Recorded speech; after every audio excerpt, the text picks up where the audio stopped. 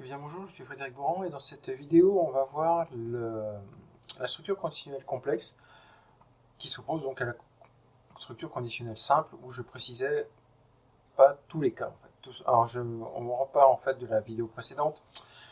Ici j'ai un résultat de maths par exemple et là dans ma macro je colorie en vert le nom du vainqueur. Hein, on peut le voir, voilà, France passe en vert. Maintenant, le problème de ça, c'est que je ne dis pas ce qui se passe lorsque, notamment, je ne dis pas ce qui se passe quand j'ai le résultat inverse 1,8. Voilà, là, je vous rappelle, j'avais fait exécuter, il ne se passait rien. Tout simplement parce que j'ai fait qu'un seul cas.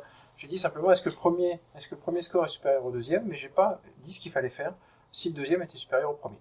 Donc première solution qui n'est pas du tout optimum et qu'il faut vraiment éviter, c'est faire des if and diff qui se succèdent, parce que vous allez avoir des choses totalement stupides, et surtout vous allez avoir des tests qui vont être de plus en plus longs dans certains cas. Donc l'idée en fait c'est de travailler avec une structure améliorée qui est le if else, donc le si sinon. Hein, c'est comme dans le si des formules Excel, hein, si vous mettez qu'un seul point virgule, vous ne précisez pas ce qui est à faire dans ce qui est faux. Donc là c'est le deuxième, ça équivaut au deuxième point virgule si vous voulez de la formule. Donc ce que je vais faire, je vais tester les deux autres cas, à savoir est-ce qu'il y a égalité, ou alors est-ce que c'est le deuxième qui a gagné. Donc pour ça, je vais faire quelque chose d'un petit peu compliqué. Je vais recopier en fait tout ça. Alors je vais essayer de tout aligner, vous voyez, pour que ce soit un peu plus clair. Donc je vais comparer déjà, non pas 3 par rapport à 4, mais 4 par rapport à 3. En disant attention, là j'ai dit ce qu'il fallait faire si 3 était ce qui était en colonne 3 est supérieur à colonne 4. Là maintenant, je vais lui préciser ce qu'il doit faire si ce qui est en colonne 4 est strictement supérieur à la colonne 3. Dans ces cas-là, c'est l'équipe qui est en colonne 5.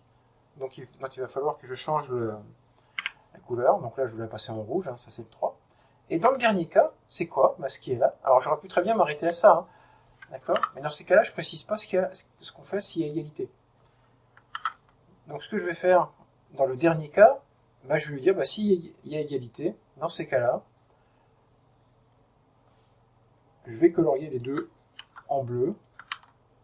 Donc ce qui est là, donc le bleu c'est 5. Et là, c'est 5. Voilà. Alors, on va reprendre tranquillement. Donc si ce qui est en colonne 3 est supérieur à la colonne 4, je change la couleur de ce qui est en colonne 2. Sinon, je regarde ce qui est en colonne 4.